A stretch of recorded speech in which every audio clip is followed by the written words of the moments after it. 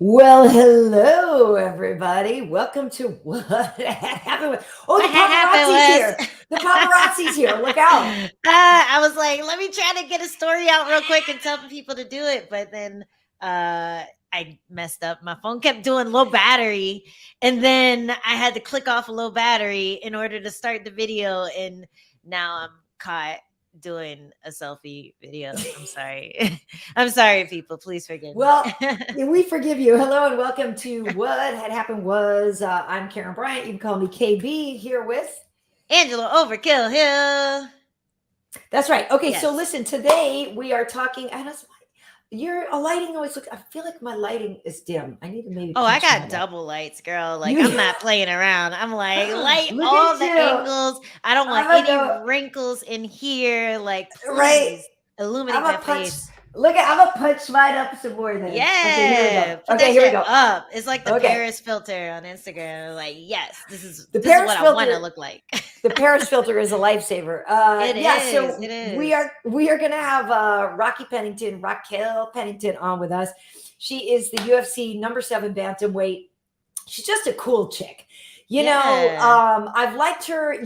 She's basically one of those girls that like I met her and I was like, I just like this girl. Like she definitely seems one of those girls. If she lived closer, I would hang out with her.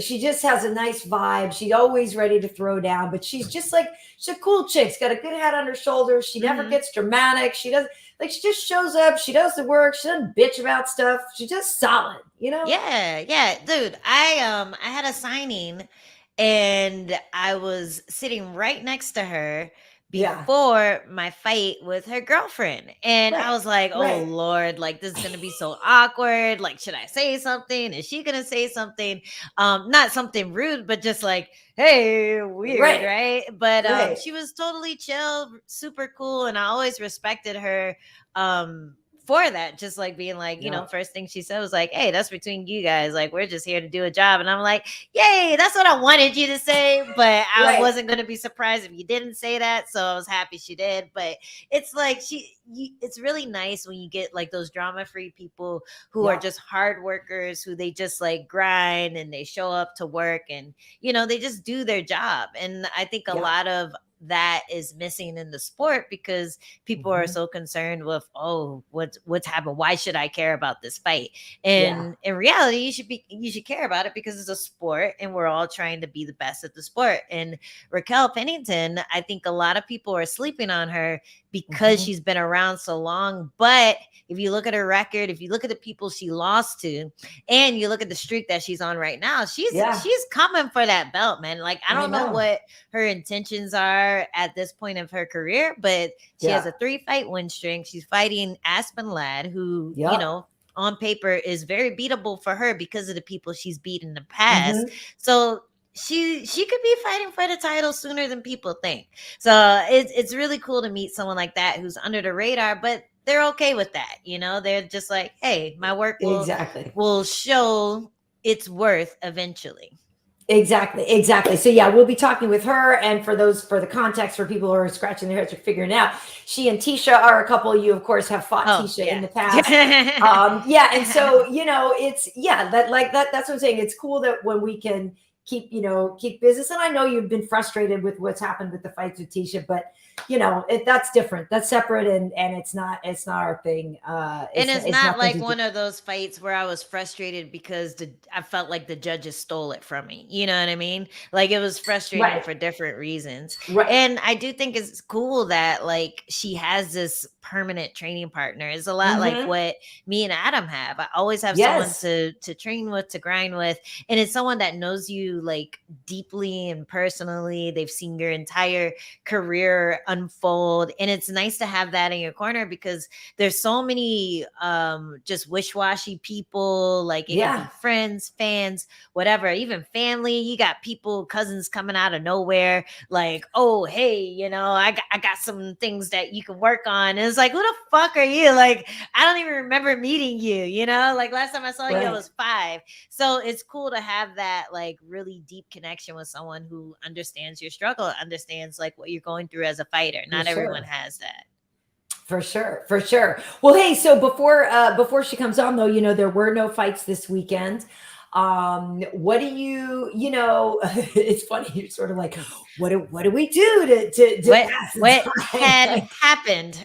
what, what what, what are we gonna talk about had happened? it's funny. So I went to like an art fair yesterday, which is cool because I like to try to do stuff to take myself out of just a fight brain and do something Yeah. totally different.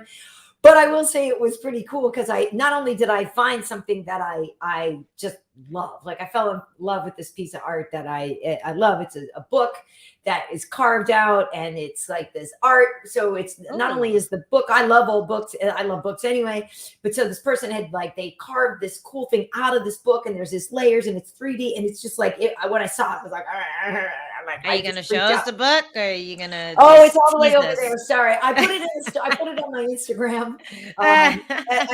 Sorry, it's over there. I should have had it here to show. It's on my. Show me the book, Karyn. It's over there. I don't feel like getting up. I'm gonna knock everything over if I do. Hey, But Adam, can you bring the fish over? I got something cool at a thrift store too. So you were at an antique shop well, when you got yours? no. I was at an art fair. Art fair. Sorry. And so so I went to an art fair, but so it's not going to work here. Okay. Well, it's hard because, and I'm going to show you, this is like I can't, you have to look at my Instagram. Anyway, it's over there. I'll look at your Instagram. It's so cool. But the funny thing was that I did go to this thing to try to get out of my head. And then, it's a Saturday. Well, we don't have fights. So I went to the art thing. I do love art. Oh, it was right there. Art history and stuff like that's what I used to take in college for fun.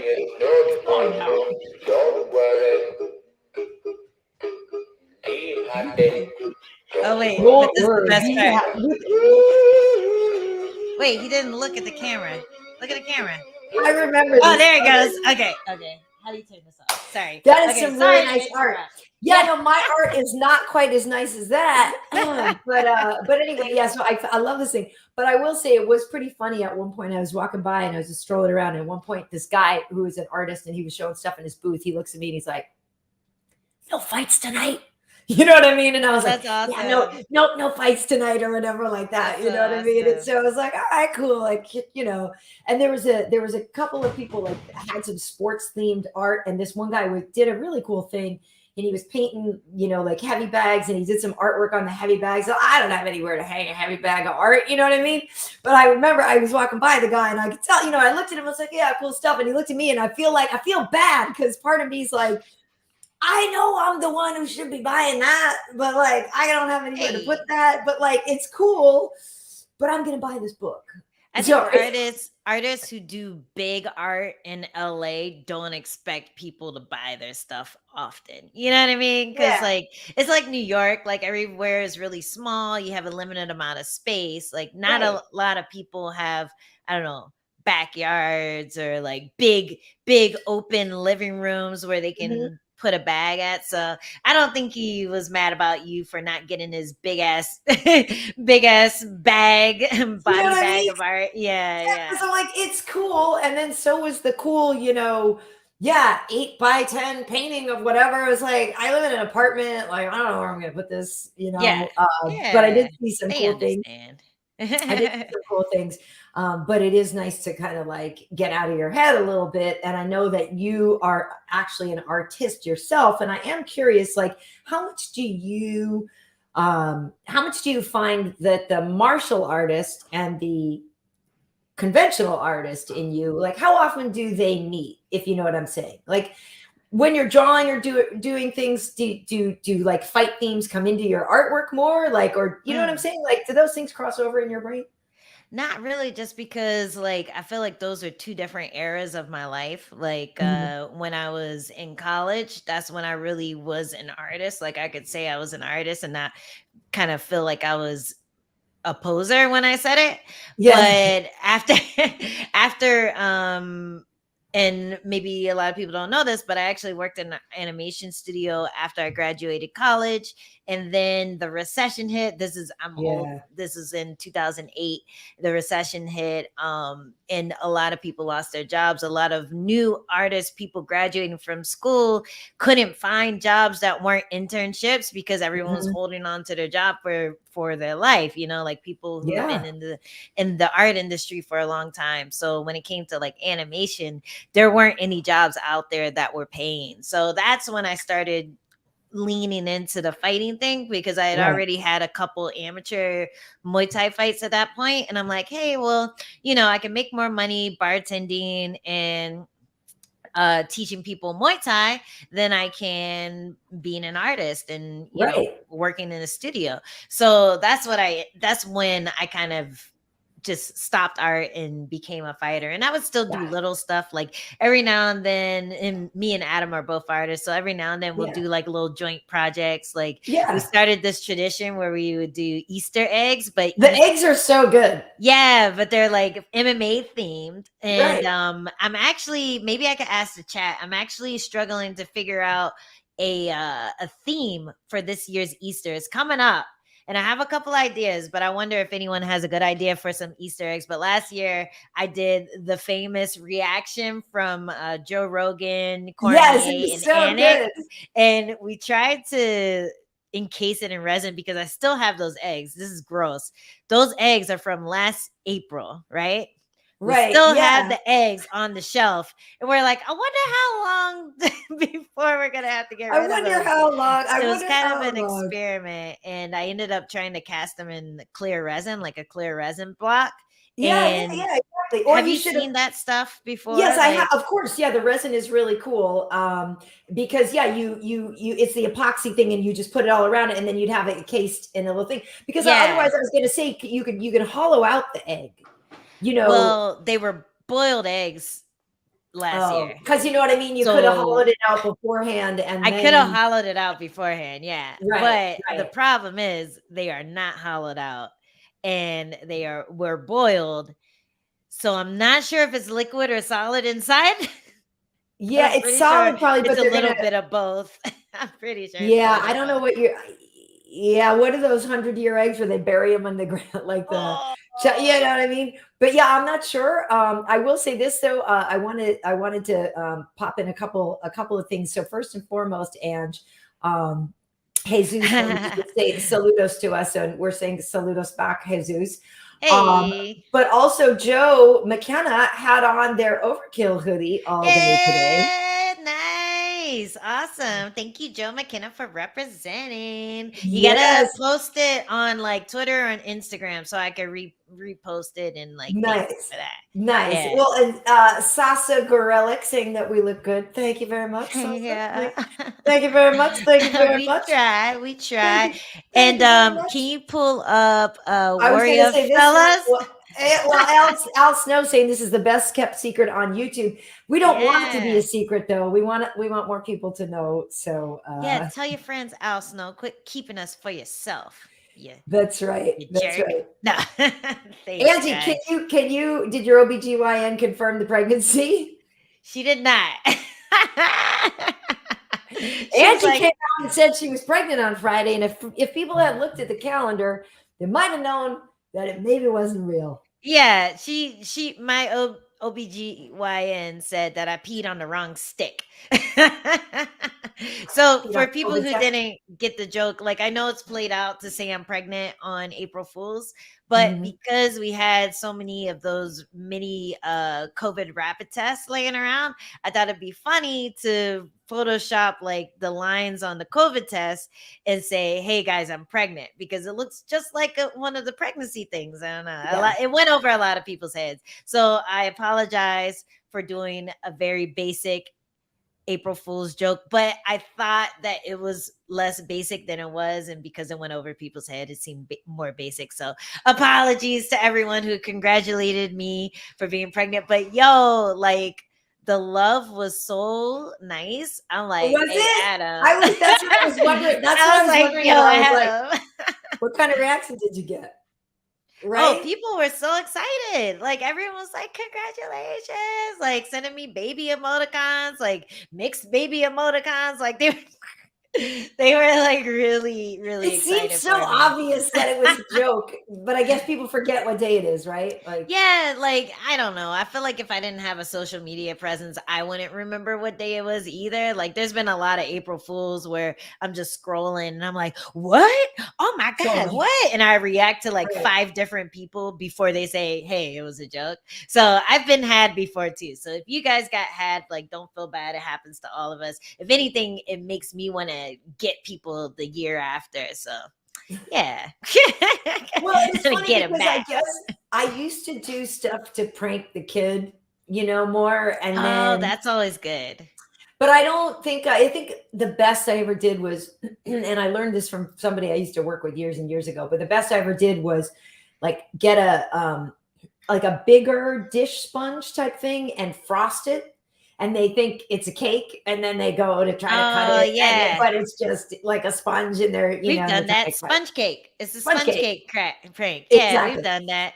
So I haven't really done, but I didn't do anything crazy. But it's funny though, because I did see somebody had posted something about like how there really just were fewer April Fool's jokes this year. And they were kind of like, it's because everybody's just like over it. Everybody's fed up with a lot of stuff. And there's so much stuff now Yeah. that seems so ridiculous that's true that like Yeah, now it exactly. hasn't messed with people or whatever to the point where you're like, I don't even know anymore. Yeah, So people I, are over news. Like, don't give me any news. I don't want fake news. I don't want real news. Just shut up. I And don't want like, any news. I don't know. I think maybe that's why I felt so bad because people were like so happy for me and they were like, Yeah. oh, breath of fresh air. Here's some good news out there now. And I'm like, just kidding. No, no. Well, speaking of a breath of fresh air, Angie, we have got Raquel Pennington with us now. Rocky, what's Hey. up? How are Uh, you? I'm good. How are you guys?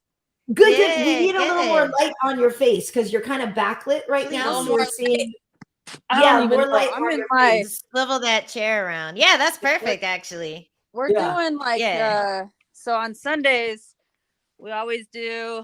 Is that better? Yeah, Yeah, there yeah, you that go. Or that my is it. I'm in my aunt's room.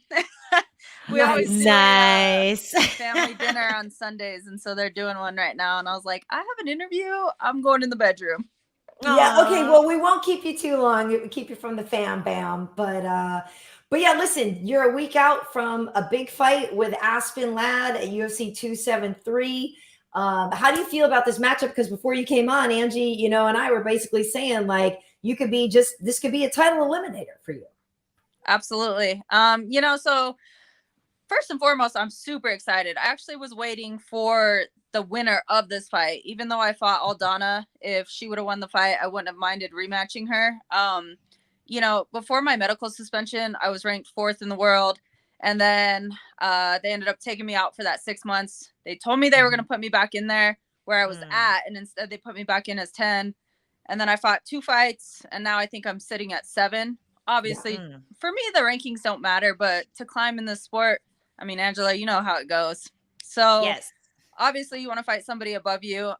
Like I said, was waiting for this. And my game plan for this year was just kind of like, get back to, for one, I feel like me physically, mentally, and emotionally, I feel healthy again. And so it was just like, all right, I'm ready to like make a run again. No more ups and downs. And I would like to get a world title shot before the year is over or when the new year starts. Well, with these girls getting ready to fight, after I fought in December, I right away called Mick and I was like, hey, let's go. He's like, we don't have anybody. And so then when I was like, all right, I'll just be patient and wait until this fight happens. Yeah. So I've had my eyes on this one. And then when it fell through, I mean, everything happens for a reason. And I'm super excited. You can't tell me that after I'll be on a 4-fight winning streak and then back in the top 5. Exciting stuff. And It just so everyone knows, how long have you had to prepare for this fight? 7 days. What? That's crazy. Yeah, they called me, what was it, Friday night last week. And he's like, hey, here's kind of what's happening. Do you want the fight if she accepts it? Of course. I don't turn down any fight. And so for me, it just kind of worked out because, I mean, I've been helping everybody at the gym prepare for their fights. So I was helping JJ, Miranda, Tecia, freaking some of the girls going to the Ultimate Fighter. And so it kind of just worked out because I didn't really take any time off. So in reality, since I've had my eyes set on this, I've like, you know, I'm in shape and I had a general idea, but to actually get that, like that change in your attitude and in your training, 7 days. Nice. And that it always kind of feels like, I don't know, like the universe is working to your favor when you are working with people, you're training hard with people that you care about. So you're pushing them, you're pushing yourself, like just by accident. And then a fight like that you've been watching falls into your lap. So that must be kind of an advantage for you going into this fight. The fact that you've been looking at it, you're ready, and she is dealing with a totally new opponent. Yeah, you know, I mean, I think, like you said, I think I absolutely agree with you. And then I think for her, I think the pressure honestly stands for her. She has to deal with a different opponent. And then on top of that, it's just like, you know how it is when that last minute change happens. I mean, as much as we adapt and we do things, it still leaves a certain emotion and kind of unsettling feelings. And then you got to gear up for that. So, I mean, I don't know. She has the pressure and I'm just going in there and I'm having fun doing me. Yeah, it's a win-win. It is a win-win. And there's a lot of things that you just kind of brought up that I kind of want to unpack. How do you feel about fighting on the same card as Tecia? Because, you know, we have seen in the past, sometimes when couples fight on the same card, it can be a little dicey. One wins, one doesn't, or you both don't, or you both do. That's ideal, obviously. But it's tricky. It's tricky for both people, right? It's tricky for the person who fights first. It's tricky for the person who fights second. Like, how do you feel about fighting on the same card? For me, I'm excited. You know, I've been trying to get Tecia to fight on lots of cards together, and she's like, I can't do it. I can't deal with the emotions. It's a lot. Yeah. Yeah, I don't know. She's just like, she gets emotional during fight week and just has the nerves, and then of course like carrying and stuff. So it turns into something different. But you know, we met fighting on Invicta and we fought on a couple cards, and then back in 2016 we fought on the same card in Florida, actually, in the UFC. And then I've tried to convince her. She was like, no. And then when COVID hit and they actually offered her a fight first, she started training. They called me like 8 days later and they're like, hey, you want to fight? And I was like, well, because they were going to do the week after. And I said, hey, put me on that same weekend. So they did that. And I told her and she kind of flipped out. But then, you know, we had a lot of fun and it worked out. The coaches, they loved it because they didn't have to travel 2 weekends back to back. Right. And it's just like it was fun, just kind of like feeding off of each other, feeding off of the energy. The coaches balanced it really well. And then this time, I mean, like I said, I was just helping her prepare. And when they called and I thought maybe they would move it. I don't know. Yeah. And so, but then they were like, nope, it'll be on the 9th still. And I was like, I'm in. They're like, that's not an issue. Nice. What I am curious about on how this is going to go is because me and Aspen are the main event on the prelims. Right. And then the main card starts and there's only one fight and then Tecia. Oh boy. So that, like, I haven't brought it up, but when I look at the card, I'm just like, how are we going to balance this one? Just because, I mean, they got to get back there. They got to make sure she's warmed up. And obviously, when the pay-per-view starts, you have a little bit of time and stuff in there and whatnot. So I think there'll be plenty of time. But do you guys have like the same 3 corners? Yeah. No, we have do you have one like alternate kind of corner person? Yeah. So I have my own Jits guy, and then she has her own Jits guy. But then we have both of our striking coach and wrestling coach who are the same. Okay. Right. Yeah. Whenever I've cornered or whenever I've fought on the same card as a teammate, then usually, even if it's just one fight, there's usually just enough time, especially because there's that deadline. Like they have to start the main card at a certain time. So at least you'll have time to like go and be like, congratulations. Like they might miss the team photo at the end, like after you win, but they'll have enough time to run back to the locker room, warm her up for a full fight and then get out there. So don't worry about that. I'm just watching Karyn's face. She's like, I know in my head, I'm like, Karyn, I'm just telling you, remembered- I've been there. I've been I there a million know. times. You I'm want thinking the you. as long as you have that time, you know, it's Yeah. only dicey when it's like both fights are on the prelims and there's one fight in between because they keep rolling through. Yeah, you'll But- be good because, like Or she said, both yeah, fights on the main card. But since you have that like strict start time, then you guys will be okay. And you have Right. the one extra person in the back to keep Tecia getting warmed up. Yeah. And like, you know, Yeah. keep her mind on the prize. So that's all you need. So they'll be in It's- and out. You just gotta finish it quick. That's all you gotta it's true. There you Well, go, that's what there I you was gonna say. Super The feature- easy, right? Like, yeah, because the feature Absolutely. do what prelim- you did last time. just do what you do. The feature prelim, yeah, we have time because after that, like she said, you know, we switch over to, you know, the pay-per-view broadcast. They do a 10-minute thing, you know, at the beginning to set everything up. Then they show the first ring walk and stuff. So there is time, and I'm trying to think who else is on the prelim card before you, like how many finishes potentially could be there before you even, you know, walk out for the feature prelim. But yeah, I just remember too, like when Molly and Patty fight in the same card, like Molly's always like, look, I don't care about the medicals, like whatever's happening backstage, I will be out there watching him fight. And so like you can say the same thing. Basically, you'll be like, look, I don't care about the medicals and all this other stuff. But Yeah. when that music starts to play, like I need to be out there Gotta watching her go. or be Right, Yep, right, like you're done.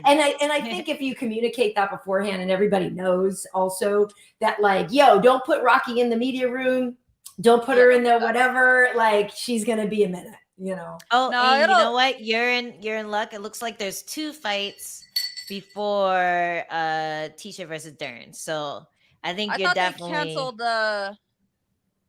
or was Gastelum? I forgot that April Fool's. Kelvin's just- out now. You're right. Kelvin and Yeah. DK Was that are- Elf? Oh, okay. I was That's like, out. wait, was that? because I was like, wait a minute. Yeah. Or did I just fall for an April Fool's? But yeah, so now there's only the one. But if I actually think about it, Oh no, I don't when we- think it was April Fool's. Shoot, no, I think it's real, right? I don't know. Yeah, that's what Oh, we're no. saying. We think it's Somebody find out. actually canceled. But Oh, I think But it's it's really still on canceled. the I don't think website. Kelvin would have gone out there and said all that stuff if it wasn't don't real. I think think it's so. really.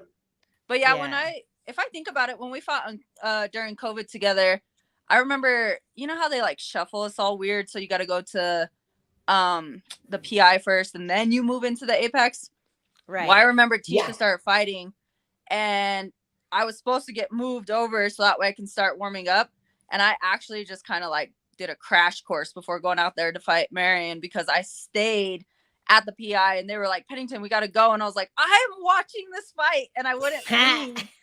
And so, yeah, I kind of did a random crash course for mine to hurry up and get my hands wrapped and get a warm up in. And then the next fight happened, and then I went out there. Nice, Oh, So, nice. man. it'll- So yeah, it'll work out. you're right. It'll Yeah, work there's only one fight, but Oil Nick, he likes to draw it out. He doesn't finish immediately.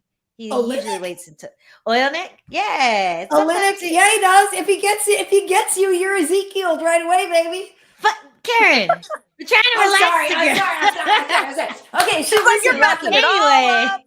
Rocky, so let's actually talk about this matchup, though. Let's just forget about the logistics. You're going to make it. You're going to do it. You're going to work. Okay, so obviously, first and foremost, let's go with the understanding that, you know, Aspen obviously is known for her ground and pound. That is what she wants to do.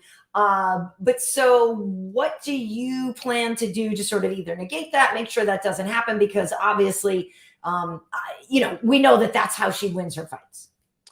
Yeah, you know, first off, everybody, like, ever since I went on to the Ultimate Fighter and then got into the UFC, nobody has ever actually seen my ground game. I've never had to really use it. But the ground is actually my first love. Like, I fell in love with jiu-jitsu. Really? Yeah. And so it's kind of like, you know, I think a lot of people are like, oh, hey, take her down. And that's where to go from. But honestly, like, I feel confident whether it's stand up, whether it's grappling or going or wrestling and then going straight to the ground. You know, I mean, at the end of the day, she gets people in some bad positions with her ground and pound, but same thing, like, I avoid those positions like crazy. And as soon as I usually hit the ground, like, I pretty much scramble a lot and end up in dominant positions. And that's something that I just like always focus on. In my last fight, you know, I think Macy took me down at the end of the first round, but there was like no danger. So I was kind of just hanging out and getting that like little shake off of just being out there again and that Yeah. emotion and that nerve. I was like, whew, all right, we like, okay. And then the time ran out and it was like, all right. But then, you know, so I mean, honestly, like I'm not intimidated by any of that. I'm not worried about when it comes to it. I mean, anybody, like, she comes forward, she's aggressive. She goes backwards, she doesn't do well going backwards. Yeah. She has like an awkward style stand up that's just very, to me, she's very flat footed. She likes to move a certain way. And like, I'm the type of person, I like to take pictures and pay attention to those things. And I see my openings with things. And, you know, I mean, it's just, I feel really confident in my well-rounded abilities. So yeah. Nice. Do you see it going to the ground a lot? Do you think you're working more anti-wrestling or anti-jiu-jitsu? Because she is probably gonna shoot, and you set up that like guillotine really nice in your last fight. Do you think you're gonna catch her on the way in, or are you trying to just work everywhere? I'm like, well, somebody said they have money, so I'm trying to help them out. They have oh no! So I'm like, what round do you see? Oh no, this person says, please fight the decision. They have money on it. No. She's trying to get that finish and get that finish bonus. Please fight to decision. I have money on it. That doesn't sound fun. Yeah. After the second round win, decision doesn't sound fun. Right. Honestly, Trady 80 says you got this one though. Huh? Trady 80 says you got this though. Thanks. Honestly though, I mean, a fight starts standing up, and lately my last few fights, you know, I was at a point that like everybody, ever since I got into UFC, Dana all the time would yell at me and he's like, why do you not let your hands go? And like I said, I was in love with the ground game that I didn't have as much confidence in my hands as everybody thought that I did. And then now, like, I don't even care. Like my confidence just truly shifted in everything. And then on top of that, you know, just being healthy again and getting my medical stuff under control, that boosted a lot of things for me. And now I'm just like, I'm comfortable in my cardio and all this other stuff. And everybody's like, you've always had great cardio, but there's still things that struggle there. And especially having like some medical issues I was suffering from, like I've experienced adrenaline dumps. I've experienced different things that happen like extremely fast from these situations. And that played a part. Now that that's all gone, like I actually like, I have no fear of getting hit. Like I like to scrap if we go somewhere else. Like I like just all of it. And I'm a person that like thrives off of challenges. So, I mean, I think that's one reason I'm addicted to MMA. It's constantly challenging. But, you know, it's just kind of one of those things to where she wants to try to shoot. That might be a bad day for her. It might show a different side of my game if she does end up getting a good shot in. But I'm pretty quick at snatching heads. So I don't know how good of an idea that'll be for her. And then, like I said, I mean, lately I love throwing hands. So we'll see. I love it. Well, I love it. Well, and for folks who don't know, I mean, you touched on it here a little bit, and you and I spoke at the Apex after your fight that time. But for folks who don't know, and you know, I know it's a long story, you can kind of abbreviate it, but like you told me, you were in the hospital with COVID, writing out your will basically and telling your mom, you had come to terms with the fact that you might not get better from this, which is just insane to me to think of. You know, and so, but that's what you mean, right? So there have been lingering effects from the COVID, and it took you a long time to feel like you got back to where you were before, right? Yeah, between like hypothyroidism and everything, and then I got that too, baby. I know what that is. That is know how that feels. Then, like the fatigue, it doesn't matter how much energy you have, like trying to battle through that fatigue, or sometimes your body just feels like 1,000 pounds, and then being in a weight cutting sport is the worst thing for hypothyroidism. That's why I try to tell Angie all the time. She's like, baby, you could drop 5 pounds. I'm like, you don't understand. No, like if I don't take my medicine, if I don't do this, like I can't, I look at somebody else's sandwich and I gain weight. Like it's no, it's so hard. And so trying to like drop the weight, and then from the, like we had that conversation, with COVID, that was definitely a extremely tough experience for me. Like that challenged me on so many different levels. And it honestly blew my mind because of being a professional athlete. I was in the middle of a camp, and then that happened, and seeing how my body was just rapidly like shutting down on me, and then trying to get back out there. I seen a cardiac specialist, and we was doing so much testing. And, you know, honestly, my game changed for the longest time from where I'm doing, like, say I'm training 3 minutes with 30-second breaks.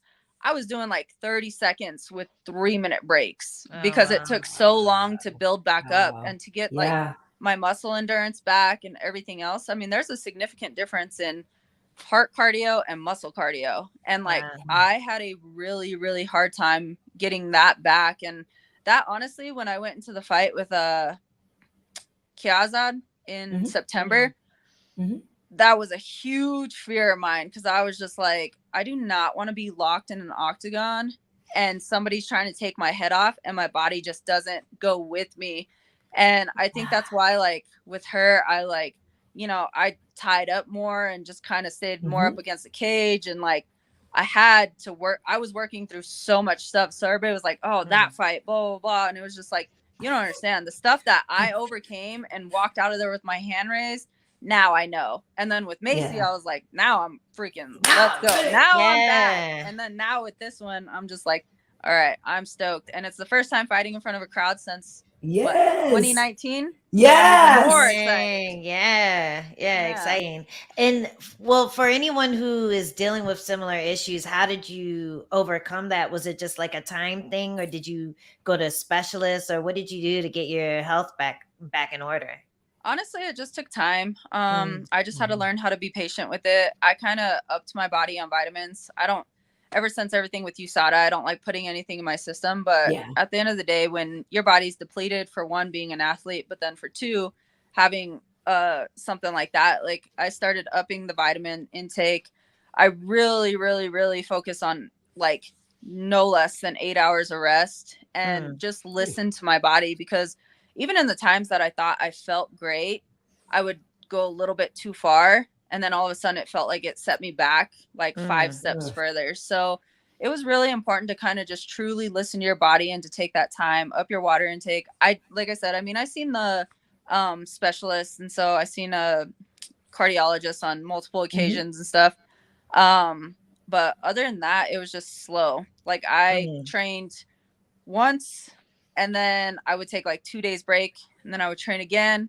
And it was just like frustrating, because I mean, I'm used to training 5 days a week, twice a day, if not 6 days a week.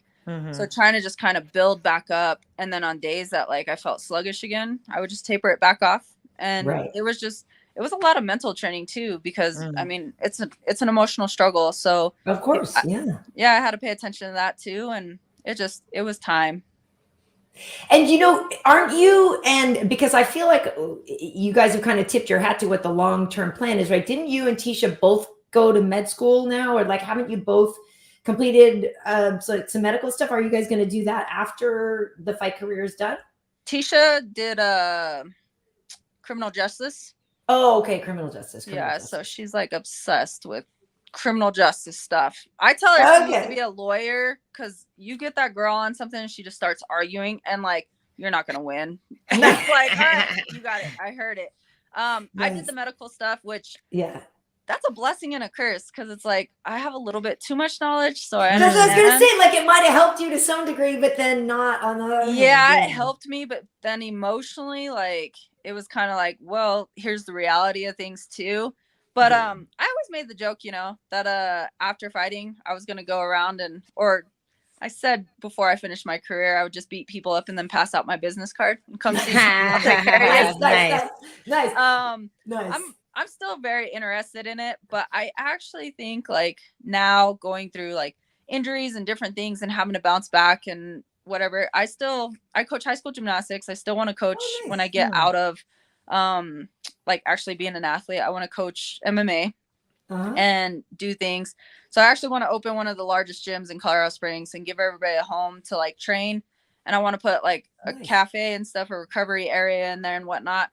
So I think I'm more on like the physical therapy side at this point and whatnot. So we'll see. Well, then Tecia could have a law office, because if people need physical therapy after an accident, then Tecia and her, like, you know, "I'll fight for you" motto will be totally appropriate. Oh my God. You know I can already see the commercial. Oh, I can totally already see it. So Tecia will have her little, like, Tecia in a fucking like tiny business suit. with a glove on. Come out there like all yoked and be like, listen. And like in the court, listen. She like rips her blouse off and she has a sports bra with like her law firm on it. I love it. I love it. God. We got it all mapped out. You guys got that for free. That was a free idea for right. Thanks. There you go. That's awesome.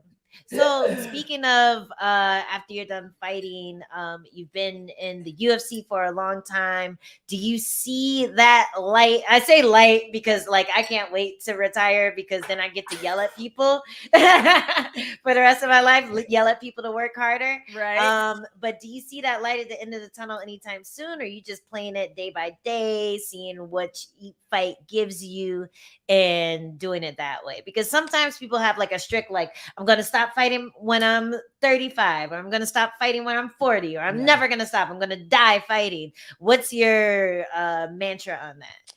Well, I always said, so obviously I started when I was 19, and back in the day, I mean, I fought the same person multiple times just because there was no women in the sport. And so to watch how everything's evolving, for one, is just amazing. But then on top of that, like, recovery is so different these days. So I always said, at 32, I'm done. And then 32 came around, and now it's like, it honestly feels young. Like, I feel like I just hit my prime and I'm just now like on fire. So I was like, nope. So, I mean, obviously I have goals and everything after. I want kids. I want a family. I want to be able to function with them and not feel like all the aches and pains. And I've been an athlete since I was 5. So I've had some crazy injuries, but I don't know. I mean, right now, like, this fight's in front of me, and, I would love to go out there, get my hand raised, and then 4-fight win streak back in the top 5, like, give me an argument that says I'm not in the talks again. And then, Amanda and Julianna are fighting August, right? I think so. Depending on how that plays out, I would love to go out there, get a world title shot again, win that world title and defend it once or twice, and then call it a wrap. That was the ultimate goal, and there it is. So, I foresee all that happening in the next, like, at least year and a half. And so, is there? I'm gonna stay 35, but that'll exactly creep around, and I'm like, oh, listen, we are on an ageless show here, Rocky. Please, we are an ageless show. Yes. Ageless. I'm not even gonna say what age I'm gonna retire. I'm not even gonna. I'm one of those I'm gonna die fighting type of people. I'm like UFC. When you kick me out at 50, I'm going to Resin, and I'm gonna fight. I'm gonna fight fucking who's that? Dude, Gabby Sexy Yama Garcia's just daughter. fought over at one, and Sexy Yama's like 47, and Sexy Yama is still sexy, by the way. Shit. And he's looking good. But no, I can totally respect that. You have plans. Is there a woman that you would rather beat for the title? Like, would you rather beat Amanda or Julianna to take that title? Well, that's a fun that's a fun one. Don't get me started on that. Well, obviously, I would love to redeem the fight with Amanda. We originally fought May of 2018. We were supposed to fight December of 17. I just came back from 4 major surgeries. UFC was like, hey, world title shot. And I was like, can I kind of just get back in there after an 18-month layoff? And they were like, you can have that shot, but if you lose, then basically say la vie to the title for a while. And so how do you turn down a world title shot? So the pressure was there. And then October of 17, I actually broke my leg, and I sustained all that nerve damage where I barely avoided amputation. Me being impatient and already on an 18-month layover, I went through the recovery, barely got out of freaking crutches, got back into the gym, was avoiding kicking or doing anything, and then fought Amanda in May. So I didn't give my leg enough time at all. And Amanda did exactly what she needed to do. She kicked me in the first round in the exact spot that I had the damage. And I've never been in a fight like that. I fought with a broken bone, or broken hand, fractured forearm, cuts, like all this stuff. It's never fazed me. But that pain with the nerves, I've never experienced something like that. So, I would just love to redeem that fight. I feel like it could be very, very different. And then Julianna, me and that girl, I think everybody kind of thought that we would align at the Ultimate Fighter for the finale, but that didn't happen. My fight against Jessman, that's where I like sustained all these injuries. So I had a broken hand, fractured forearm, 17 stitches in my eye, and then going into the fight, my semifinal fight, like, how do you fight like that? Like the Ultimate Fighter, you know how tough that is. They just fucking stitch you up like a baseball and say, all right, you're good. Like, yeah, like I couldn't even train. I couldn't do nothing. And then I fought. And so I ended up losing in the semifinal fight. And then, anyways, Julianna and I never seen each other. But it was kind of one of those ones that, like, I felt bad for her on the Ultimate Fighter, but it was kind of a bully to her. And I don't believe in that. So I try to befriend her. But there's just some people that their personalities don't go together, and that was her and I. And I was like, listen, you stick to your bottom bunk. Don't talk to me. I will stick to my top bunk, and I'm over it. And like, I've always wanted that fight, but somehow she's dodged that one left and right. And then now she's the world champion. So, you know, I've thought about maybe our paths didn't align back then on the Ultimate Fighter, because maybe they're supposed to align now. Hey, let me tell you, I want that. I want that fight more than anything, not just because it's the world title. Like, even if she didn't have the title, I still just want to fight Julianna. So I like that. And it's funny what you say. How can I phrase this about personalities not meshing? Because she distinctly has a chip on her shoulder. I mean, I don't think I'm breaking any news with that, right? And I feel like she is a woman that has kind of does do that to other, like, she's not, you know, some girls are like, oh my God, super warm. And you feel like, oh, I want to, you know, this is a girl's girl. Like, Julianna definitely has that, like, she has that hyena energy. She has that, they say like female hyenas. But it's good for the fight world. Like, it works for her. It's definitely works for her. Right. Yeah. It's kind of one of those things where it was just like, it didn't matter. Like, you know, we hung out a couple times on the show and stuff, and it just like, I don't even know. Like, she just had the weirdest vibe to her. And I remember when she was getting ready to fight Shayna, she was on the bottom bunk and she was leaning up against the wall, like holding her knees, and she was talking, and I was trying to rest before practice, and she kept saying crazy shit like, she's gonna kill me, she's gonna do this, and it was all this negative. And so I hung over the bed and looked at her, and I was like, are you good? Yeah. Oh no, we lost no. Come back. Come back, Rocky. No. Yeah. Here we're here. We can hear you. We can hear you, but wait, your picture froze. Oh, her picture. There you are. Yeah. We're back. So you leaned over the bed. Oh, you leaned over the bed. You guys there? We're like, tell me more. Yes, go ahead. So yeah, I leaned over the bed, and she just like, it was just negative.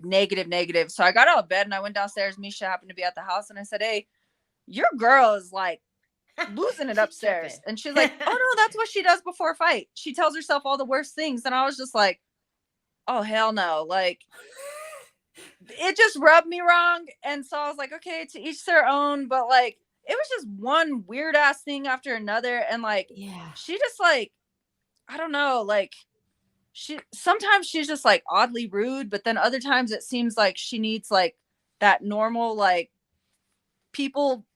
person attention. And so it's just like, I don't know, like, I just couldn't vibe with her, and I was like, all right, I don't like this. And it just, I don't know, it was just weird. And then I remember they tried to have us spar, and the one spar they had, the coaches had to rip us apart. And they were like, all right, the intensity is crazy. And I was just like, all right, it was just a shit show with Julianna. And so, you know, I mean, she's done exactly what she's needed to, and she got the world title and stuff, and congratulations to her and good for her. But I have my eye on her, whether she's got that title around her waist or not. So nice. I love it. So would you want that fight next? If best case scenario, you get a big win Saturday, would you call out Julianna no matter what, or would you? Because you'd have to wait a little for the title fight. Yeah. You know, I think for me and my ultimate goal, I would obviously want the winner of their fight. Regardless, I'll have to wait because mine's April. They fight August, and then obviously they're going to need some time before whatever. So I would love to have the winner of that fight. Mm. But like I said, I mean, I won't be disappointed regardless. Like, I know I'll get back to that world title shot at some point, but there's still that fight that I'm like, all right, there's a little bit of a grudge match there for me that like I wouldn't be Nice. disappointed. So we'll see. Like it. I Well, love it's it. funny What kind too. of hype I ride after the win on Saturday. Nice. Well, it's funny because before you came on, Angie and I were both saying, like, the thing about you that's so cool is you're so consistent, right? You don't engage in smack talk or whatever. You're just like a constant figure. You're even keeled, level headed, and you come to work, you throw down, you show up, you do your job. And there's a lot about that, you know, in a way it sounds weird, but when you're that reliable, like we were saying, like, you're almost under the radar in a way, right? Because all these other people are jawing all the time. And meanwhile, consistently, you're just putting your work together. And like we said, riding a 3-fight win streak into this one. And you are making this argument for yourself. Is there any point in which you think sometimes, man, like I got to play the game and I need to like get out here and start jawing or talk some crap or do whatever? Because it's not really your character, but at the same time, that's how stuff gets done. Yeah, no, for sure. I've actually had that conversation. You know, my cousins, they're always telling me, they're like, you need to talk some shit, like run your mouth, do this, do that, and like Damn cousins I was talking about. They always come out. They always come out with the fucking advice, like, yeah, right. Like, I definitely believe I don't get the credit that I've deserved, and I get overlooked 100%. in a lot of circumstances. You know, I mean, even my first fight with Amanda, I was the first one to go 5 rounds with her besides Valentina, and everybody like blew that out the water. But then they were talking about, I think her name, Felicia. Yeah, they were talking. I always call them by their last name. So Spencer, they just were like, you know, they gave her all this credit. She was tough. She was this. And like, that's how I always say that I'm the dark horse in women's MMA. But like, you know, I mean, with that being said, like, I hold a nice resume behind me that people don't pay attention to. And it's kind of one of those things to where, yeah, sometimes like, if you get me fired up, I mean, I come from a Hispanic family and I can definitely run my mouth. But I also like, I'm just super chill and like, I don't know. I don't care to talk shit just because of the fact that like, for one, I don't know. I've never been that way. And then for two, like, I feel like the fight speaks for itself. And one thing that really cracks me up is, you know, obviously the entertainment, that's becoming a huge thing in this sport and everybody loves it. But when these guys talk so much shit and then they go out there and just get their ass whooped, and then I'm like, good luck for the next 6 months of your life catching up on all that shit talk, because it's just a shit show. And so like, for me, I mean, it's just, I don't like to waste any unnecessary energy. I feel like I have goals planned out for myself, and like they'll happen whether I'm talking shit or whether I'm not. And that's just kind of it. Like, you know, it's one of those things where almost like the Ultimate Fighter, everybody thinks you got to win the Ultimate Fighter to get into the UFC. Like, I'll just keep doing exactly what I'm doing. And then before you know it, like, I do plan on sitting on top. So then what? You have no choice but to talk about me at that point. Exactly. So I love that's my personality. I don't know. Maybe one day I'll get fired up and just start running my mouth. And I feel like maybe people know that you got that under your sleeve, you know, like you have that ace under your sleeve where you could just boom, boom, boom, like throw daggers at them and really cut them apart. So they shy away from talking the shit to you because, I don't know, when people have that confidence, they don't need to show it. It's a little scary. You know what I mean? Like, a lot of people too. They tell me after we fight, like, I've had a few opponents who come up to me afterwards and they're like, it has been an absolute honor to share the octagon with you. Like, honestly, we were intimidated to like fight you. And then people just in general, they're always like, you're so intimidating. I'm like, how am I intimidated? Just like hanging out, not doing anything. I just hang out, I'm just quiet, I mind my own business. I've never understood it, but they're like, no, it's that weird, like you said, they're like, you just have this weird, like, quiet confidence to you that's like very intimidating. And I'm like, oh, I've never looked at it like that. I think that is exactly it, because, you know, a lot of time we see the ones jawing all the time, they're making up for something, they're overcompensating. And so the ones that are quiet, you're like, what does she know that I don't know? Like, you know what I mean? That is unnerving. And you have a resume. People have And seen your you resume, for a long right. time. They probably looked up to you before they became your opponent. So that's already intimidating there. Yeah. And then you're Yeah. not like getting in their face and acting all crazy. So that's when someone acts crazy to me, I'm like, but when someone's just like, then that's the scary one. Those Like, are what the are you ones that you thinking have to over work. there? Yeah, Yep, like come on, yep, show me yep. something. And Yeah. Hey, well, no, I was going to say one thing that is intimidating, and you've been kind of documenting the story on this, is you are moving all your tattoos. Like you're getting your tattoos removed, but then you said you're moving them all to one sleeve. Is that Wait, what's what? going on? Yeah, because you so- do have a decent amount of ink, and so maybe that was what was intimidating. I mean, everybody has ink nowadays except for me, but maybe that was one of those Gotta things break that you was in. kind of yeah. No, I don't know. I think, I started getting tattoos young, and all my tattoos have meaning. And so it's not one of those things where it was like, oh shit, I made a young mistake and all this other stuff. Like, absolutely not. Like, I actually thought before I put certain things on my body, I think the only random thing I really did was like this giant ass tribal. Like that. Okay. But other than that, like everything that's been on my body has some sort of meaning, or some sort is like some sort of thing for each milestone in my life. And then when finally I grew up in a Catholic family, and my pompo is 100%, which is my grandpa, 100% against tattoos. Well, my mom was the first one to start getting tattoos, and she would hide them. And then I started getting tattoos. Not even my guy cousins had them yet. So then on top of that, being a female, and it was just like, I always wanted just a sleeve, but I kind of like was putting them in different places. And then I remember in high school, I got my leg tatted. And we would like tape it to where it looked like a shin splint in basketball. So he wouldn't see it. So it was just more so like hiding things. And then finally I was like, I'm a grown ass adult. My pompo loves me for me. After he found out about him and didn't talk to me for a while and ripped me a new one, I was just like, all right, it's time to do what I want. So I started my sleeve, and then I just decided to like move them in the same place, and I got sponsored by Tat Removal. So I've just been kind of cleaning up the canvas everywhere else, so I don't just have ink like all over the place. Yeah. And I just want to finish my sleeve and just have everything that I ever had just in one spot. Nice. Dang, I never thought about that. Like the reason some people have like random tattoos is because they're hiding it from their family. Like I never thought about that. That's crazy. I remember I think it was my senior year. It was homecoming. I just got the center of my like my mid back tattooed. And I kept like sliding against the wall. Like I would awkwardly turn so he wouldn't see my back. Yeah. Of course, we went to go show off our outfits and everything else. And I'm in my little dress.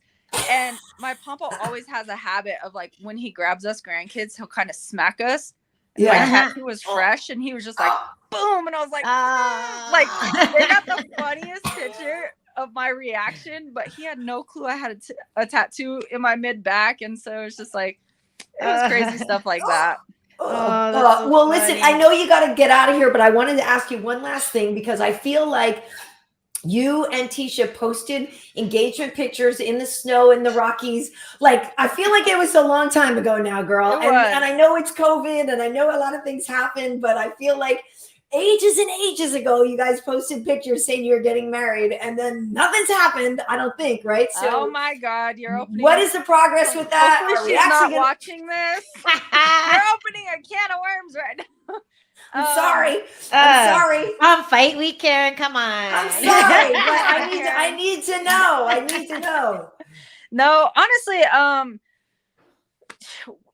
obviously we got engaged, and then it was just like I went into my surgeries, and then Tecia was fighting, and then I bounced back from those and started fighting, and like whether it's her or me, we're just like one after the other, and it was just constantly something. And there was one right before COVID, actually, we started looking at like tons of venues and like was starting to get things taken care of, and then COVID hit.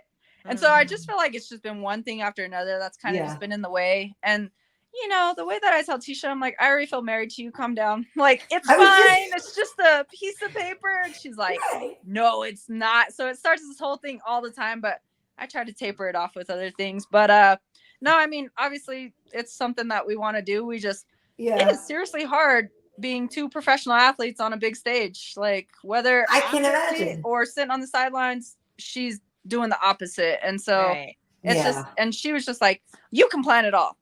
Absolutely not. No, like I'm so spontaneous in life that like, just tell me where I need to like write checks to and tell me what time I need to show up. It's like my personality type.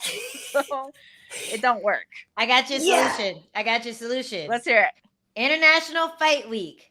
Vegas. I was just gonna say Vegas. Elvis. Everybody will be there anyway. Right. Invite everyone who's there for appearances, who's just there hanging out for fights. Open wedding. Let's open go. wedding in front of the T-Mobile Arena.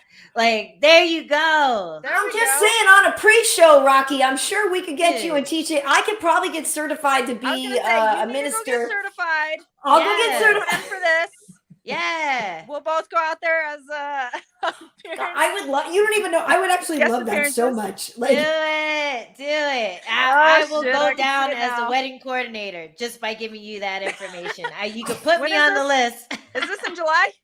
Yes, July. I'm like, what do you set me up for here? Let me know my time. No, it actually is the first week of July. It could work out really well. Dude, you're both going to be hype off of wins. There you go. You know, there you go. Perfect timing. You're kind of selling me here, actually. I'll be like, all right, instead, you told me a planet. We figured it all out in this conversation. Yes. Show up this day at this time.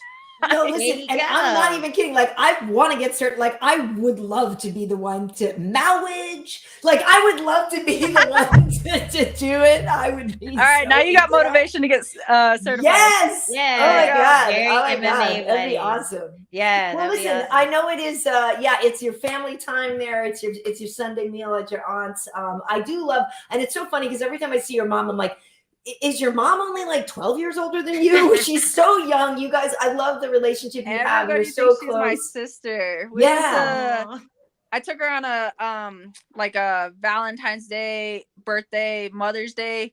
She's always wanted to go to Jamaica. So I took her on a mother-daughter's trip and we went to Jamaica and like, oh my gosh, we had way too much fun. But the whole time we were there, everybody thought she was my girlfriend, and if she wasn't my girlfriend, she was my sister. And I was just like, can you like age a little bit? Or like, I love it. It's awesome. It's awesome. That's great. It just means you won't age for the next 30 years. It's perfect. Exactly. I hope not. Yeah. Exactly. It's so great. Well, listen, it's a big fight week for you. I love that, like you said, you didn't have to deal with like months and months of worrying about it or whatever. Like it gets plopped in your hand. You're ready to go. That's why stay ready so you don't have to get ready, right? That's like a perfect example of it. Absolutely. You know, it's kind of one of those things too. I made a joke to my coaches the other day. I was like, they probably were like, oh, we'll take this fight because she's going to have a terrible weight cut. And because I think like probably 5 or 6 days before they offered me the fight, I posted a picture and was like 156 pounds, happy and healthy and all this other stuff. And went on a whole like rant about weight cut and everything. So it's been like our little joke and everything. But it's kind of one of those things where I said, I mean, my body's prepared whether I'm sitting at like, little does everybody know I drink 2 gallons of water a day. So half of that 156 is 2 gallons of water. But it's kind of one of those things, like you said, I mean, you just stay ready. And it was funny because 2 days before I got offered the fight, Tecia actually asked me, she's like, why? I just got done sparring her. And she's like, why are you training so hard? And I'm like, obviously for your little ass, I got to help you and everybody else. And I was like, but what if I get a phone call? And she's like, I don't know. I think you needed to like tone it down a little bit. And then 2 days later, I get the call and she's like, I put my foot right in my mouth. And she's like, I'm proud of you. Now I understand why you train so hard. And I was like, see? Oh, I love awesome. it. Well, I have one more question for you if you have the time.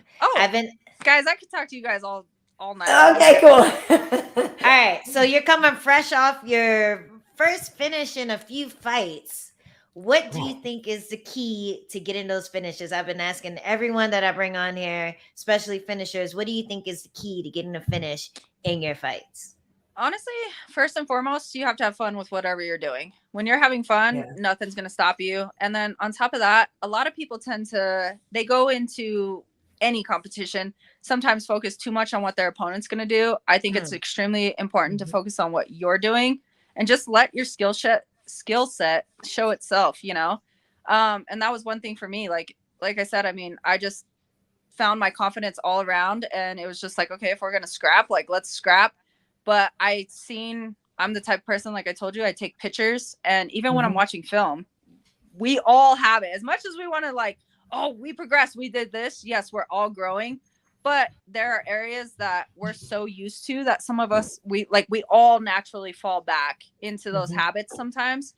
And you can see some of those things. And so for me with like Macy, I even said it. I was like, you know, if I hit her a certain way and attack this area and she bends over, her head's going to be there.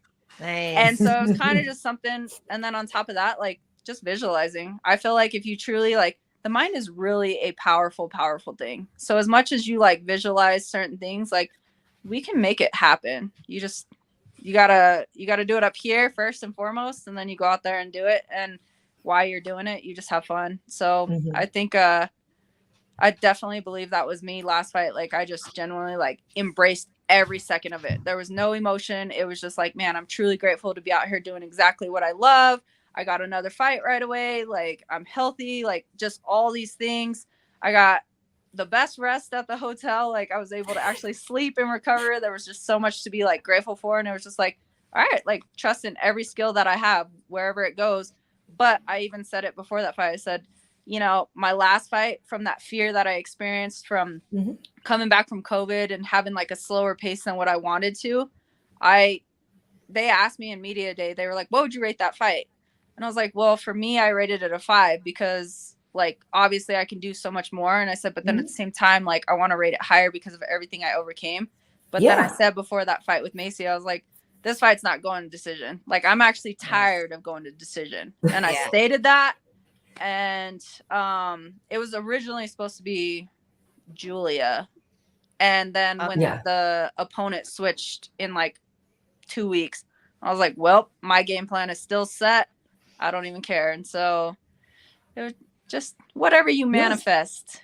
Nice. Yeah, Angie, maybe are you in your head too much, Ange, when you fight? Like, do you talk to yourself too much? Like, do you need to let it go? Because I've heard that from other people, right? That it's free, like it's hot sauce, it's fun. Go in there and let loose, practice hard, fight fun, like fight easy. You're like, this is supposed to be playtime. So maybe are you in your head too much?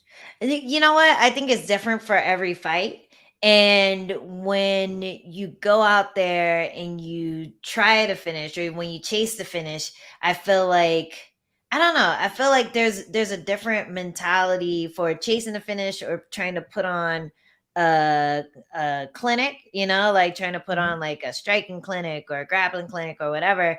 But sometimes you do have to chase the finish. Like you said, sometimes you do have to just say, I'm going to finish this bitch, and then go out there and do it. And so I think, it's like a weird balance. It's a fine balance, because it's like what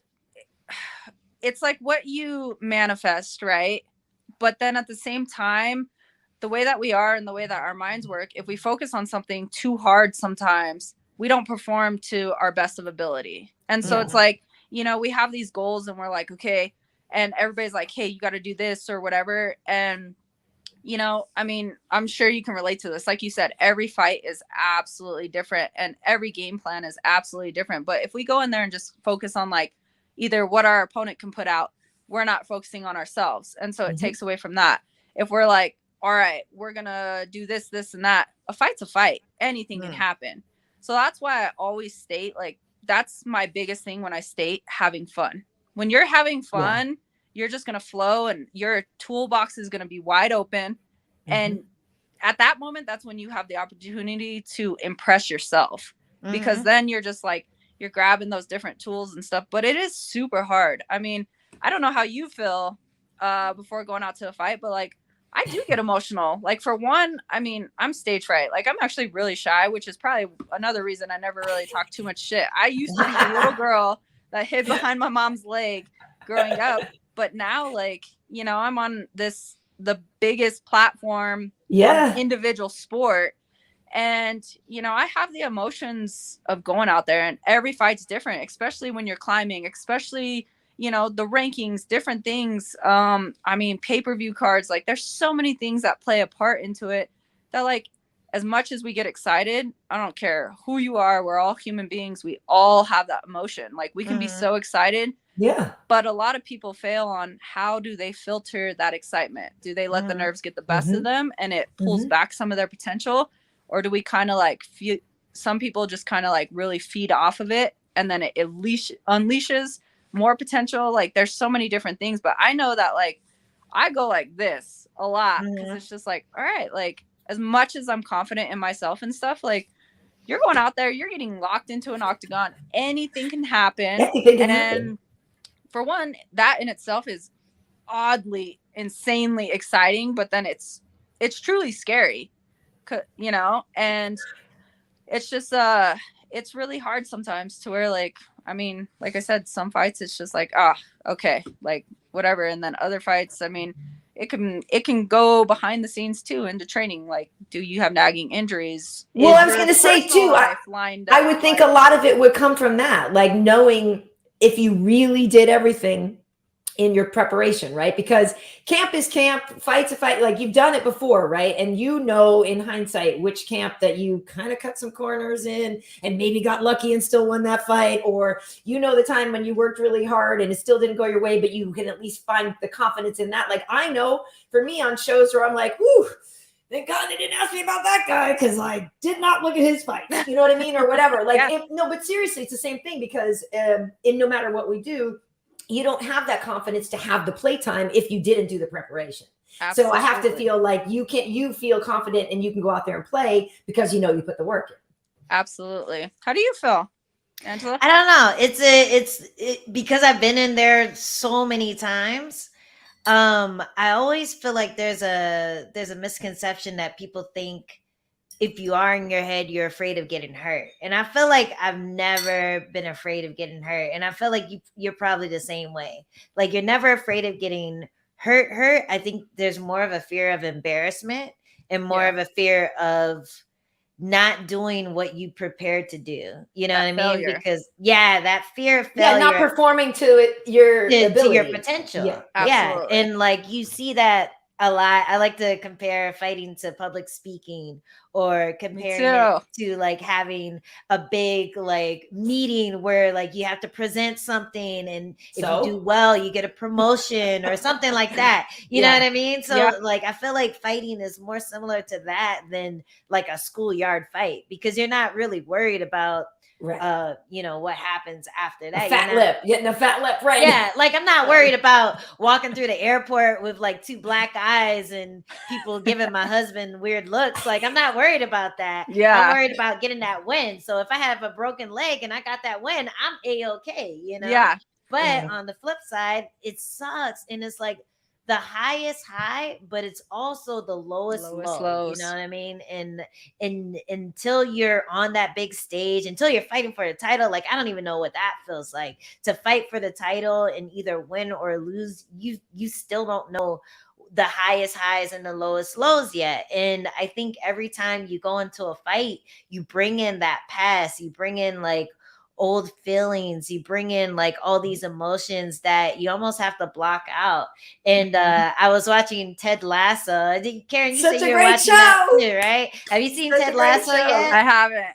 You have to watch it. It's so good. Fight week, watch Ted Lasso. It's a great watch. But one thing he always says, he's a coach for a soccer team or whatever. And one thing he keeps telling his players that start to get into their own head is like, you have to have goldfish brain. Goldfish brain, you don't remember what happened 10 seconds ago. And that's how you have to go into a fight. And when you say have fun, that's exactly what that means. You're having fun. So you're not thinking about what happened last round. You're just having fun. You're in the moment. You're in that flow state. And I think that's where I always feel my best. And that's where I usually get my finishes. And maybe the fight didn't look pretty round 1, but you find that finish because you're in your flow state. You're making adjustments in the fight. You don't necessarily need your corner the entire time because you're seeing what's going on and you're just reacting and doing what you practice in the gym. And those are the best fights. So it's hard to tap into that every time you compete.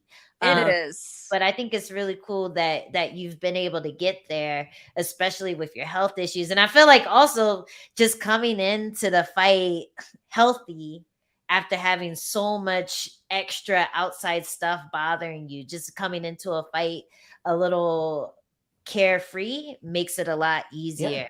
Absolutely. I really do believe, for one, like the environment that we surround ourselves with just in life in general, but then to be on this level, and like we just need our mental state at its best. And a lot of people are like, I do sports psychology, and then I just do counseling in general, and everybody's like, a lot of people frown upon counseling, and I'm like, it's not because of like all these crazy issues and all this other stuff, but like, it's good to have an outlet on the outside and to be able to go process. And for me, one thing that I did really notice that I was doing was exactly that. Like, I was not having that goldfish brain, especially after the fight with Amanda. Like, it was just like, I had a lot of trauma recovering from my injuries and stuff, and then getting back out there and just having the pressure of that.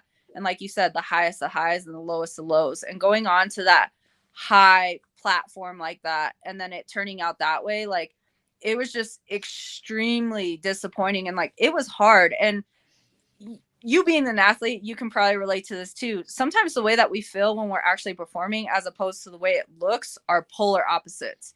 Yeah. So, I honestly, like, obviously I was taking some hits, and like all I felt was my leg. Like, I've never been in so much pain. And, I remember just trying to defend my leg. Like, I was in like survival mode and just defense. Like, I did not want anything else to happen to my leg. And, I just feel like I honestly, like, the way I felt in there, I just felt like I took this crazy ass whooping, like crazy ass whooping. And then, when COVID hit, Tecia had ESPN on, and my fight with Amanda started replaying, and I was like, turn that shit off. Yeah, right. And he was like, have you watched this? And I caught myself wanting to avoid, and I was just like, I can't. But then I sat there, and after I watched. Oh no. Oh. Yeah. Wait, we lost you again. Keep screaming until we hear. Oh wait, she'll come back. She'll come back. She'll come back. She'll come back. She'll come back. Rocky, she'll come back. She'll come back. It's just here she is. Oh, hey. There you are. Okay, so you had us. You said then you started watching it. Yeah, and then I got myself to watch it, and like honestly, like I set my soul free watching it, because I was like, damn, I'm actually proud of myself, because the way that I internally felt was nothing of how that fight looked. Like, you would have not been able to tell, even though I made the comment in the corner and stuff, and nobody had any idea what was truly going on.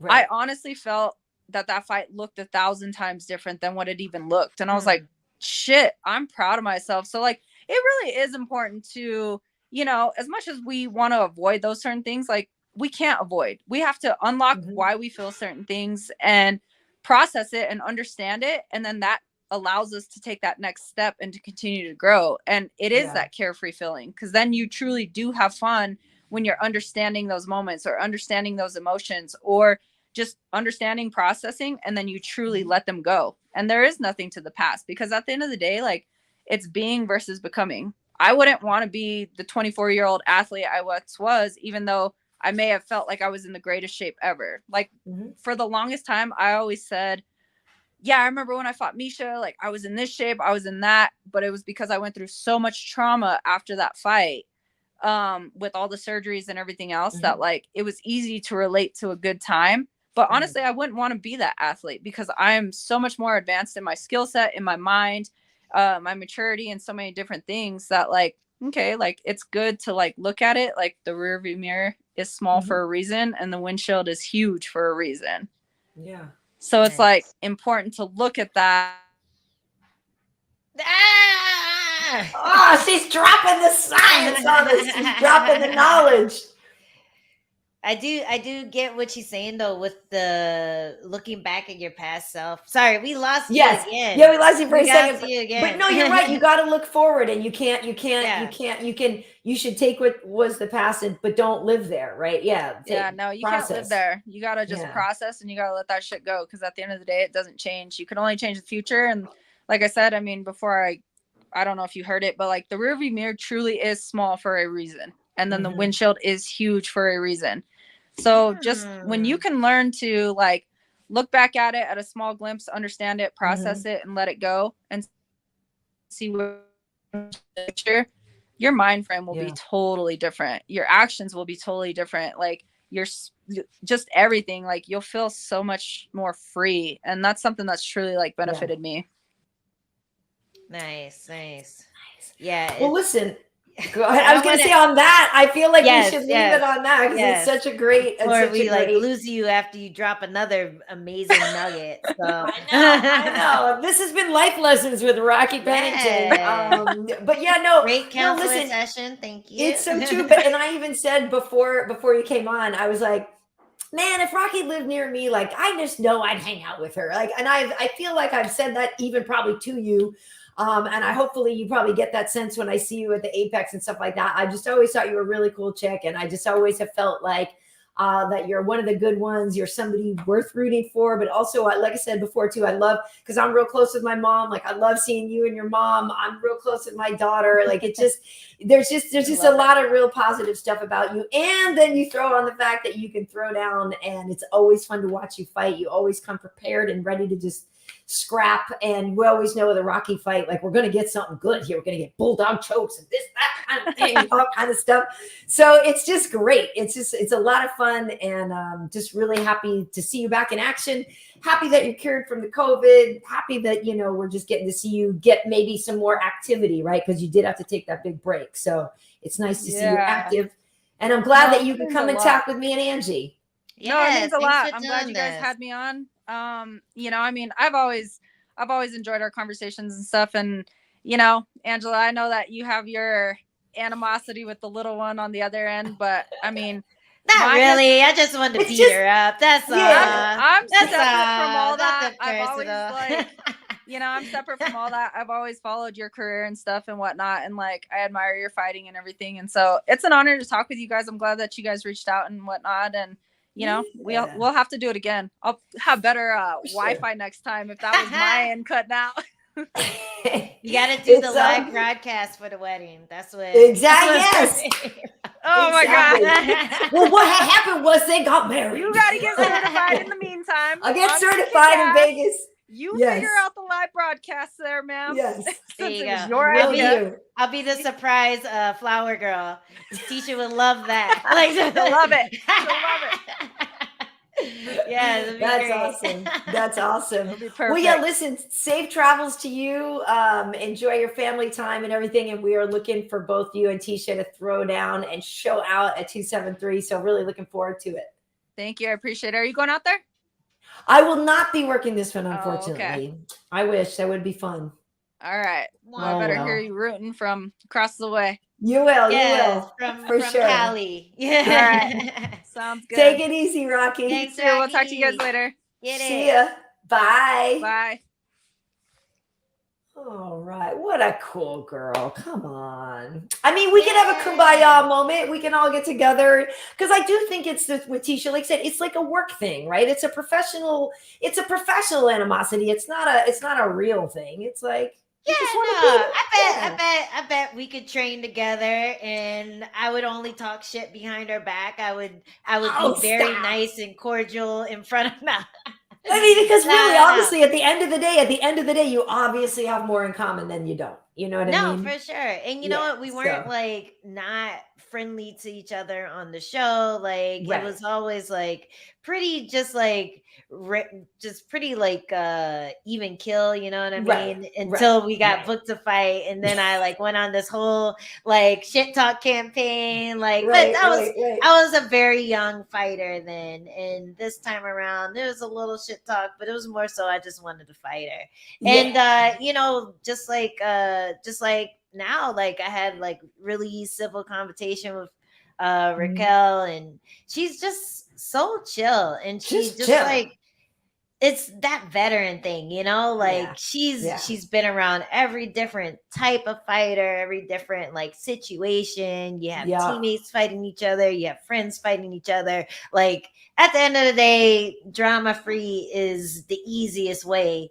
to go, especially if you're not that invested in drama. Like some people are just invested in drama. They just want the drama. They crave the drama, like a Conor McGregor. Like he's just like, oh, I want it. I want all the smoke. I want it. I want it now. Well, even Julianna, for that matter, as champion, Julianna likes the smoke. She likes the drama, and she invites it, and I think she has fun playing with it herself. Yeah, you know. And with Julianna, I don't even know if it's a choice. I think it's just a natural. You know how some people just naturally have that.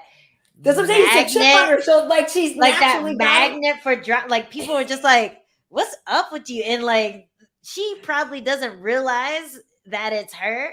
Right? Yeah, because that's what I'm saying. Even from like the first day I met her, and I don't want this to sound like I'm saying she has a chip, but it's the chip that's working for her. But it's one that you definitely notice right away. Like, oh, okay, like it's almost like she has it's almost like she assumes you're her enemy rather than assuming you're her friend first. And like some people just, and it's a defense, maybe it's a defense thing. I don't know, the way she was brought up, but like, just some people are just much more like, and I've always gotten that feeling with her that like, you can win her over and you can get on her good side, but it's going to take a minute because at first the champ's going to be like, what? You know what I mean? Like that. Yeah. That's just how but like I work with Chiesa all the time. I work with people who are so close to her and they're like, oh my God, Jules, my baby girl. And I'm like, wait, are you talking about the same girl? I'm like, you know what I mean? Like, so to hear Chiesa talk about her is totally different. Right. And so it's a different thing. Yeah. And well, it's different with women too. Different with women, different energy. Exactly. Will give out different energy to other women, especially when you're like the gym alpha. And I think when you have an environment like Tough, where every girl is the gym alpha of their gym, and you put them into one gym, then you're gonna get those like clashing personalities and those people who are just like, no, this is my tree, I'm gonna piss on it, you can't use this bag, I pissed on it, and that's what I was talking about that female hyena kind of energy. Like they're the alphas of the pack, they run everything, like they buck on the dudes of the pack. And Julianna's a mom too, like she's probably hardcore mom to her mom. Like I would bet other moms better not mess with her kid. Yeah, and she was like that before she had a kid. So imagine what she's like now, like, so yeah, she definitely has that, like, like she will sell a fight because that's her energy. Yeah, and she will. She's like one of those people who would probably be great at pro wrestling after she's she definitely because would. she is all about the smoke and she knows how to deliver it too. Well, that's why Rhonda's great at it. Yeah, exactly. She knows how to deliver that shit talk.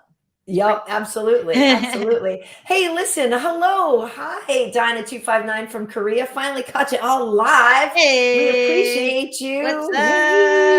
Abe Drape was saying it was a good chat. It really, thank you. I appreciate that too. I think so as well. And by the way, Angela, John says you are looking good. Oh, thanks. Well, thank you. I try. but so listen, we could probably wrap it up here soon a little bit, but that's cool that we know that she's the featured prelim, and Tecia is fighting Mackenzie Dern, which is a tough scrap. I mean, because Mackenzie obviously was prior just known as the jiu-jitsu girl, but with all that work that she's doing with Jason Perillo, Mackenzie's hands have really come along. She is a much more well-rounded fighter now, so should be a good fight. Yeah, it's definitely going to be a scrap. And, Dern talked a lot about seeing if Rodriguez's strengths were as good as Mackenzie Dern's strengths. And we all saw how that fight played out. But it was a lot of back and forth.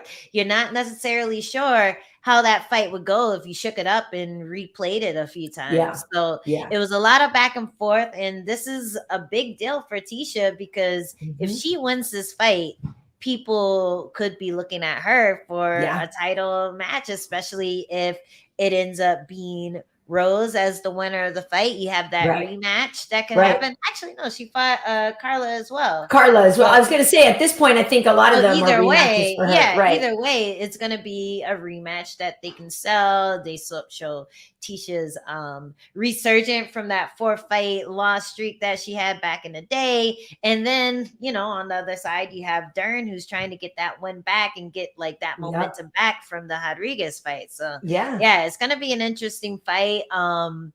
I don't know if Dern has the takedowns to get Tecia down and to get her in her area, but then you never know. Tecia might mess around with the takedowns herself. So it's gonna be interesting what the game plans are there. Yeah. But I'm not surprised she doesn't want to fight on the same card as Raquel after hearing all her horror stories. I'm like, come on, what are you doing to the girl? This girl is traumatized. Talk about trauma. Every fucking fight, you had some crazy shit going on, win or lose. Totally. Like, it's crazy that she fought through all that. So it's really cool that she's healthy, she's happy, she has her mind focused, and this is gonna be a fun fight for Raquel because short notice, those are always like, hey, whatever happens. I'm doing a favor for the UFC, but I'm also doing a favor for my bank account. So I'm going in there to have fun. And she has momentum, and you know what I mean? So that's the thing. So she's been doing well, and it's good. And she's kind of like the right kind of girl to come in as a replacement against Aspen, right? Because Aspen is sort of intimidating with that ground and pound, and she's a big physical girl. But Rocky's going to be like, I've seen bigger, more physical girls. So like, what are you going to do? So. And her last girl missed weight as well. Macy missed weight by a couple pounds. I don't think we're gonna get the fight canceled if Aspen misses weight because Rocky's gonna be coming in there with that confidence. That confidence. Like the weight miss didn't affect my last fight, so why should it affect this one? So yeah. I want to ask you. She said she drinks 2 gallons of water a day. Okay, even when she's not water loading for camp. How much do you drink when you're just like, obviously you're kind of in camp now, right? So, but how much? Yeah, how much do you drink? Water how much water do you drink? Not 2 gallons. I don't even drink a gallon a day. Like that's a lot. That's a lot. That's impressive. Like when she said that, I was like, because when we do water load, when I do try to water load, I try to get at least a gallon in a day. Mm-hmm. And even that's tough for me. Like it takes a lot to chug that gallon. And I also think it's like a size thing too. Like for strawweights, it would probably be more like a gallon and a half or not a gallon and a half, but a gallon or a gallon and a half as opposed to 2 gallons for the middleweight classes. Right. But yeah, that's a lot. And I think a gallon weighs what, like 8 pounds each? 10 pounds, I thought. 10 pounds. Well, a gallon, I think if you lift a gallon of water, I think it weighs 10 pounds. It's 10 pounds. So that's a lot of water. So. That's a lot of weight. So as soon as she cuts down to 1 gallon, which is probably going to be this week, like, a then gallon. She said, right. And the 10 pounds, right. Yeah, then that comes right off. So good for her. But and for those who don't know, the hypothyroidism, like that is not a lie. Like that sucks. That means our thyroids don't work. So I have to take medicine. It's a real thing. And it's something I didn't get diagnosed with till late in life. And I'm like, no wonder I could never lose any weight. Like, it's like one of those things where people are always like, hey, if there was one thing you could go back and tell your younger self, what would you do it? And I'm like, check your thyroid. Yeah. and don't let the doctors tell you that there isn't anything wrong, because they were like, I guess you were probably always borderline. I'm like, that's it's not, like I wasn't borderline. Problem I had a major problem, but it just was never diagnosed, which is not cool. So when I had my daughter, literally when my daughter was younger, I was like, y'all are going to need to check her thyroid. Thanks. You know? Good. Yeah. So luckily hers is fine, but it is one of those things where I'm just, it's crazy. It's crazy. Yeah. Daedalus is saying it weighs 8 pounds. I don't know. 10 pounds, 8 pounds. Told you, Karyn. I thought the human head weighed 8 pounds, but I thought a gallon of water weighed 10 pounds. The human head is a gallon of brain. And so anyway, hey, okay, so listen, so your camp is going well. Camp's going well, getting lots of work in. Not pregnant, just in case anyone else didn't hear the news. Not pregnant. It was a false alarm. I peed on the wrong stick. Nice. Yeah. I love it. Yeah, that's it. I love That's it. it. I That's love all it. I I got love to do. it. Oh, lots of cool ADCC fights. I was watching that. So if Nice. anyone's like into BJJ, check out those. A few people that I trained with did pretty well on there. Got a handful of wins. So Oh, good. good stuff there. Trying to think what else. Yeah, not much going on in fights. I think there was a good Cage Warriors this week, but I didn't catch it. Mhm. Sorry. I missed it too. Yeah, but it was Hey, nice taking a break. Taking a it break was. from the MMA, from the face punching, from the blood and the guts. It was nice to chill, and then we get to give UFC 272 all of our energy. Or 273. Yes.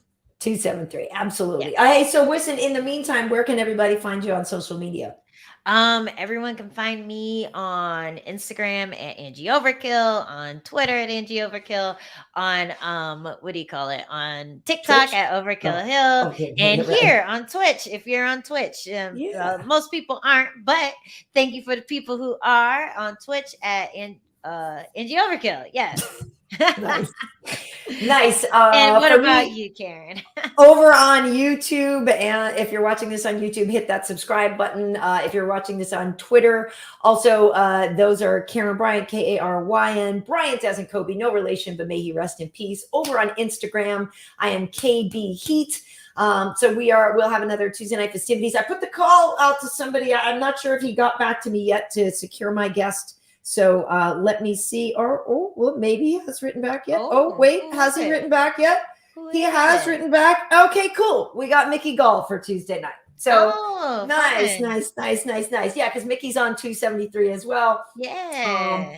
And Mickey being from New York, Renato is from Brazil, but raised in New York a lot of times. So we'll have some fun with Mickey. He's a good kid. So that's on Tuesday nights at 10 Eastern, 7 Pacific. But you can find, this is episode 58 of What Had Happened Was. So that means you can go back and look at all of these on those places. We also are on Spotify, Apple Podcasts, and iHeartRadio. So, you can go back and listen. Last week's show is still relevant because we had Biggie Boy. Yeah, and check out 57. That's right, because Biggie's fighting this weekend too. Yep. Lots of fun stuff. Have fun on Tuesday. Yeah, we'll have a good time. Sleeping probably. My schedule, especially in fight camp, I'm always falling asleep on the couch at 8 p.m. Like sometimes 8:30, but we'll start like a movie or something. I'll be like all cozy after eating dinner, and then like 10 seconds in, I'm like, so it's really sad. So does Adam watch it alone, or does he hit pause and then watch something so he watches it? That's what I'm saying. So then does he tell you, baby girl, I watched it, or does he pretend he didn't watch all the way through and then watch it again with you? It depends how interested I am in the movie. Like we were watching this old Jason Statham movie the other day, and as I was falling asleep, I'm like, just finish it. Like I'm not interested, just finish it. But it depends. Like if it's something that I'm really excited to watch, like he'll wait, he'll turn it off. He's a good guy. He'll turn it off. He'll like sometimes I fall asleep on the couch and I tell myself, hey, you're gonna fall asleep, and then I'm like, don't worry, baby girl, you can watch it again. And then I'm like, oh, you're so good to me. And then I'm like, oh no, you're the best. And then I'm like, oh no, you're the best. Oh, you want me to pour you some more wine? Oh, yes, thank you. Oh, yeah, would you pour me some more wine? Oh, my God, you're so good to me. Oh, my God, baby, you're just the best date ever. Yay. Well, you got to treat yourself better than any man would. So there you go. Yeah. Karyn's coming to San Diego, and she's going to have fun. We're going to go out. While I have my daughter in tow for spring break. Yeah. Hey, baby girl, hold that thought. Mama's going to go hoeing for a minute. I got friends she can hang out with. God. No. But it's going to be fun. Yeah. It'll be fun seeing you in San Diego, too. Pathetically single. Hey, so. We'll get to meet up and have a good time. Yeah. Yes. So I will see you then. Okay. So before anyway, 8:30. We're gonna wild all the way until 8:25. We're gonna be wild until 8:25. I'm like, more soda water, bartender. Give it to me. Yeah, looking forward to it. All right, cool. So listen, folks, thank you so much for joining us, and thank you to Rocky for being such a great guest. Yeah. So we will be back at this with episode 59 next week after 273. There'll be a lot to talk about. So yeah, appreciate you guys checking us out here. Yeah, we definitely appreciate it. So we'll see you on the next one. Wait, if I can get I forgot we already talked about our places to see each other. So like, what happened? I know, exactly. We already did it. Like, so I'm about to do this. So I'm going to Okay. I'm going to do the bye-bye. Okay, so folks, we will see you on the next one. Thanks for joining us, and we'll see you next time.